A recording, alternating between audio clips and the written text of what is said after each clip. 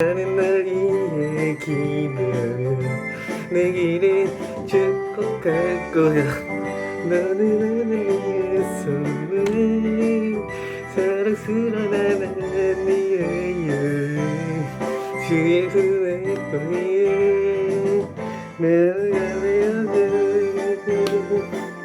상을 얻으니까 우리 예수님은 가라사대 내가 생명에 들어가려면 계명을 지켜라.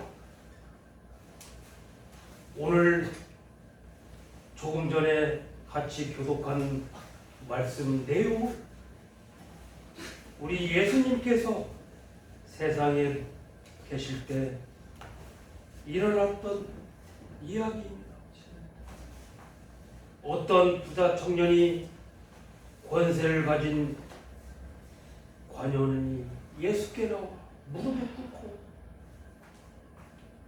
선생님, 제가 무슨 착한 일을 해야 영생을 얻겠습니까? 우리 예수님께서는 우선 내가 영생에 들어가려면 계명을 지켜야 한다. 젊은이는 좀 더 구체적으로 설명을 해주세요. 성경에는 안 나왔지만 우리 예수님께서는 다시 살인하지 말라, 간음하지 말라, 도적질하지 말라, 거짓 증거하지 말라, 내 부모를 공경하라, 내 이웃을 내 몸과 같이 사랑하라. 10계명, 5계명부터 9계명까지 그 청년에게 예수님이 말씀해 주셨습니다. 이 청년은 모든 계명들은 어려서부터 지켜온 것들이라 생각하고 자랑스럽게 말했습니다. 그것들 말고 내 자신에게 아직 부족한 것이 있으면 알려달라고 할 때 우리 예수님은 그러면 네가 가지고 있는 소유를 팔아 그들에게 나누어 주어라. 성경학자들은 이 말씀을 해석하기를 이 젊은이의 마음을 제가 무엇을 하여야 영생을 얻습니까? 이 질문은 이 땅에 살아가는 동안 대부분의 사람들은 대표적인 물음인 것이라고 가르쳐주고 있는 것입니다. 어떻게 해야? 요한복음 3장 16절에 나오는 말씀처럼 사람은 한 번 이 세상에 태어나면 올 때는 순서대로 왔지만 갈 때는 순서가 없어요. 오늘도 본문 말씀에 우리 예수님 앞에 이 질문을 가지고 온 이 젊은 청년이 오죽 답답했으면 감히 우리 예수님께 반문하는 질문을 하셨겠습니까? 저는 오늘 이 대답을 듣는 마음으로 말씀을 생각하며 은혜를 받고자 합니다. 오늘 사람의 궁극적인 첫째 관심은 우리가 모두 영생에 관한 질문입니다. 아이들한테 물어보세요. 한 생전, 한 평생 살기를 원한다고 하지요. 이게 곧 영생입니다. 공자가 자기 제자 가운데 한 제자가 공자님, 사람이 죽고 나면 어떻게 됩니까? 참 뚱딴지 같은 질문이지만 몰라도 그게 확실한 질문입니다. 우리가 예수를 믿으면 죽고 난 다음에 어디 갑니까? 우리의 본향집 하늘나라에 갑니다. 하늘나라가 어디입니까? 하나님 우편에 앉아 계신 예수님이 계신 곳, 거기에는 고통도 없고 또한 일도 안 해도 된답니다. 골드로 금으로 되게가 돼 있고 거기는 아픔도 없어요, 눈물도 없어요, 고난도 없어요, 역경도 없어요. 오직 행복한 삶만 있답니다. 여러분 이 말씀을 믿습니까? 아멘입니다. 이 말씀을 믿지 않으면 보이지 않는 하나님도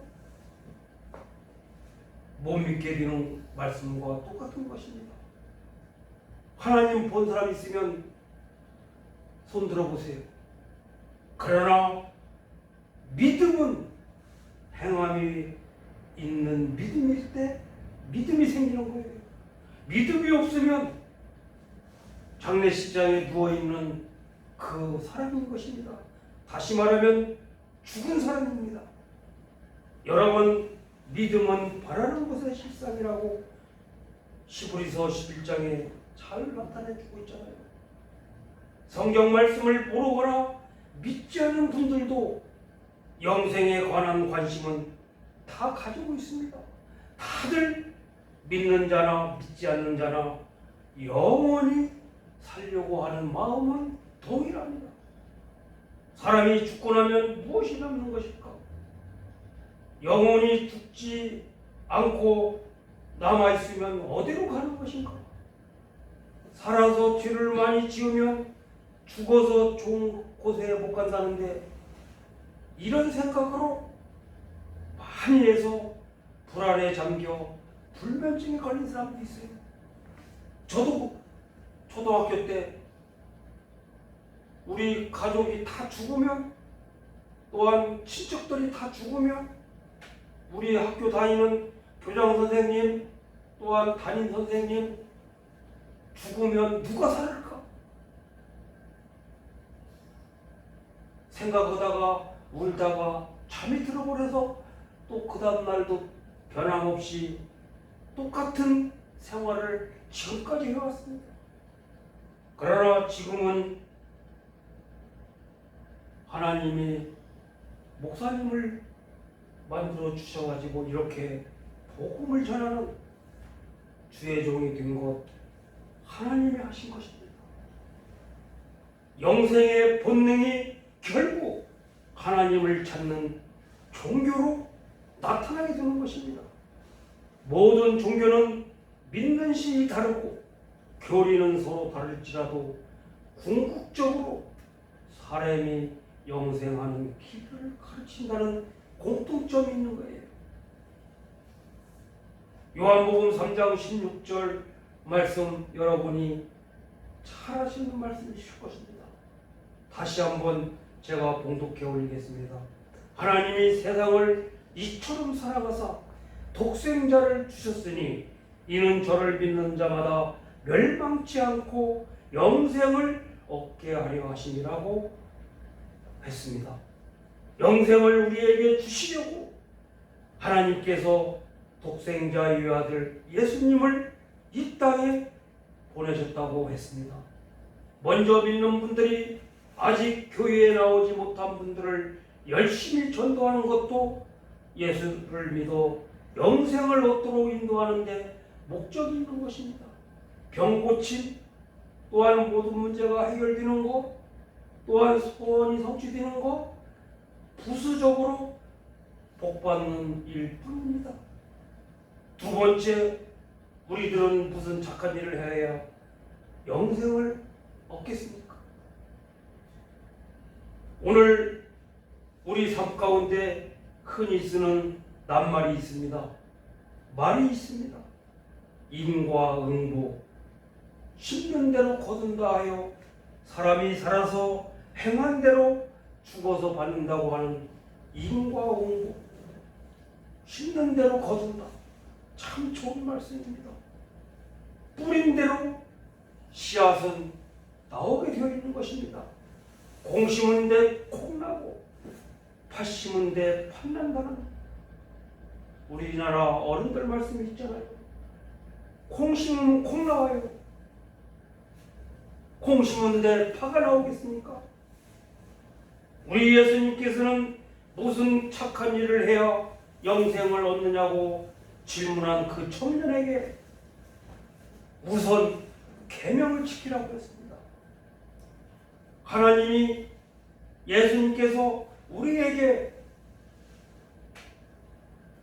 구약시대의 모세를 통하여 하나님께서 십계명을 돌판에 새겨서 그거를 어디를 가서 제단을 쌓을 때는 꼭 들고 다녔습니다. 여러분, 십계명을 지킬 때 우리가 곧 그 질문을 물어온 그 청년에게 가서 계명을 지켜라, 계명을 지켜라고 하면서 더 쉽게 살인하지 않는 것, 간음하지 않는 것, 도적질하지 않는 것, 거짓 증거하지 않는 것, 나를 낳아주시고 길러주신 부모님을 공경하는 것, 우리가 지금까지 살아온 그 모습, 마땅히 해야 할 도리들을 지킬 때 하나님은, 우리 예수님은 우리가 영생을 얻게 한다는 그 말씀. 우리 예수님께서는 착한 일을 하려기보다는 우선 사람답게 우리 종신 교훈이요, 먼저 사람이 되라. 여러분, 먼저 사람답게 사는 생활부터 시작하라는 것이 우리 총신대학원, 신학대학원의 첫째 계명입니다. 먼저 인간이 되라. 인간이나 사람이나 똑같은 말이에요. 먼저 인간이 되고 신자가 되고 성자가 되고 목회자가 되어야 됩니다. 오늘 본문 말씀에 우리 예수님께서 살인에 관한 말씀을 교훈하실 때 형제를 미워하는 것이 사람을 죽이지는 않았지만 살인이라고 말씀하셨습니다. 이웃과 담을 쌓고 사는 교인도 있습니다. 또한 부당한 이익을 취하는 교인도 있습니다. 또한 부모님을 공경하지 못하고 또한 이웃을 사랑하지 못하는 사람도 있습니다. 오늘 우리 예수님께서 젊은 청년에게 살인하지 말라, 간음하지 말라, 내 부모님을 잘 존경해라, 이웃을 사랑해라, 다 이 계명에 속한 행동인 것입니다. 어떤 분은 교회에 나와서 예수님을 믿고 구원을 받으라고 하시면 노골적으로 신랄하게 말을 하는 사람이 있습니다. 교회만 다니면 무엇합니까? 그런 사람을 거명하여 비난하는 사람도 있고, 교회를 다녀서 천당에 가면 나는 만당에 갑니다, 이런 사람도 있습니다. 전도할 때 그러잖아요. 옛날에 다 다녔다고. 계명을 지키지 못하는 사람들은 지키려고 노력을 해야 될 텐데 지키지도 않고. 그래서 저는 교회에 나오시는 분들에게 참 하나님의 은혜라고, 여러분, 교회 다니는 사람은 그냥 다니는 게 아닙니다. 보혜사 성령님, 우리 하나님께서, 우리 성령님이 도와주시고 우리의 연약함을 하시어 우리의 믿음을 강하게 하셔가지고 주님 전에 나오게 되는 것입니다. 예수님은 이 젊은 청년에게, 청년, 한 가지 부족한 것이 있으니 가서 자네가 가지고 있는, 소유하고 있는 그 재산을 가난한 이웃에게 베풀어주고 나눠주고 오세. 이 젊은 청년은 돌아갔지만 그 행동을 순종했는지 안 했는지 성경에는 안 나와 있습니다. 여러분, 교회에 나오시지 않지만은 남에게 좋은 일을 많이 하는 분들도 많이 계십니다. 그러나 역으로 교회를 다닌다고 하면서도 믿음 생활을 한다고 하면서도 믿지 않은 사람들보다 행동이 나쁘게 하는 사람들이 간혹 있습니다. 이런 분들은 그 아름다움을, 마음가짐을 우리 하나님 앞에 매우 가까이 있을 때, 성전을 가까이 할 때, 말씀을 가까이 할 때 이런 믿음도 생기는 것입니다. 무슨 착한 일을 해야 영생을 얻나 해서 착한 일만 힘쓰면 그 사람은 그 과잉을 하기 때문에 오히려 해가 되는 수가 있습니다. 사랑하는 성도 여러분, 친구 여러분, 상관없는 선행은 오히려 인간의 오만을 나타내는 것이 됩니다. 격식, 형식, 의식, 남을 보이기 위한 행동 아닙니다. 늘 습관적으로 믿음 생활을 잘 할 때 우리 하나님이 잘했다, 충성된 종아, 이 말씀을 들을 수가 있는 것입니다. 세 번째, 우리 예수님께서는 결국 나를 쫓아오라고 말씀하셨습니다. 이 부자 청년은 그 많은 소유를 구제에 써버리기도 아까웠지만 예수님을 쫓으라는 말도 간단하게 받아들일 수도 없었을 것입니다. 사람은 각자 나름대로 자기 길을 가려고 노력하고 또 자기의 길을 가고 있다고 생각합니다. 오늘 본문에 나와 있는 이 젊은 청년처럼 남에게 해를 끼치지 않고 사는 길로 자기 길을 잘 살아왔는데 또 자기 재산을 베풀으라고 하니 부끄러운 짓, 손가락질 받는 악한 일을 하지 않고 떳떳하게 살면 된다는 것을 깨닫고 간 것입니다. 깨끗하게 살면 죽어도 악한 사람이 가는 곳에는 가지 않을 것이라고 위로받으려고 이 청년은 생각하고 있었던 것입니다. 여러분이 잘 아시는 우리 주님은 이런 사람들에게 자기의 공로와 의로움을 믿는 길을 버리라고, 나를 믿고 따르라고 했습니다. 여러분이 잘 아시는 수제자 베드로도 30-40년 고기 잡는 어부였습니다. 나를 따르라 하니까 막 이유 안 되고 즉석 따라갔잖아요. 사람들은 자기가 보기에는 자기가 양심적이며 또한 자기가 존경하는 분으로 생각하고 있지만 우리 하나님 앞에서는 도저히 설 수 없는 사람들인 것입니다.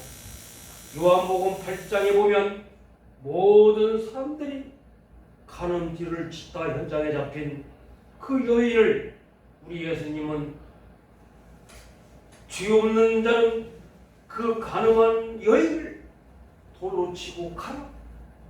그러나 다들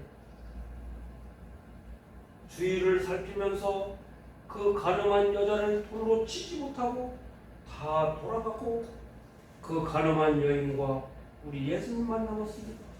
여러분, 이 세상에는 그런 사람들이 거의 바뀝니다.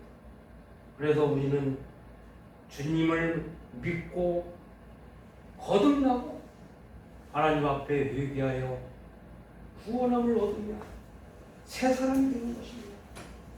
오늘 본문에 나와 있는 부자 청년은 영생을 묻기는 했지만 당장 그것이 필요하지 않은 것처럼 저는 여기고 있습니다. 오히려 자기가 지금까지 든든히 믿고 의지해온 그 부유한 재물은 절대로 놓을 수 없다는 삶의 전부였습니다. 그것이 아니면 이 젊은 청년은 살맛이 없게 되는 것입니다. 오늘도 저와 여러분은 예수님을 믿고 영생을 얻는 것도 좋지만 이 세상에 사는 동안 사람들이 아주 귀히 여기는 재물, 권세, 지위, 가정, 사업, 자기 능력을 더 든든히 믿고 의지하는 성도들이 얼마나 많습니까? 이제 말씀을 맺겠습니다. 그리 아니하실지라도 세상 든든함은 모든 것과 영원한 생명과는 바꿀 수 없다는 걸 오늘 본문에서 배우게 되는 것입니다. 세상에서 조금 더 잘 살다 죽을 목숨과도 바꾸지 못하는 어떻게 영원한 생명과 바꿀 수 있겠습니까? 우리 모두 관심을 끄는 영생은 착한 일을 해서도 얻지 못하고 오직 하나님의 아들 예수 그리스도를 믿고 영생함으로 하나님의 자녀가 될 때 비로소 주어지는 것이 예수님이 주시는 영생입니다.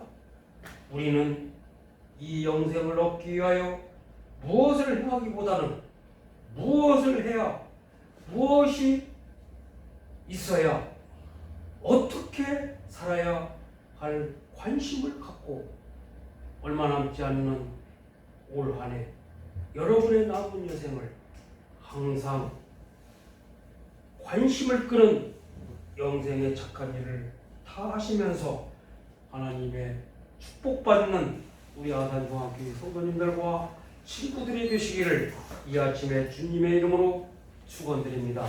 기도하시겠습니다.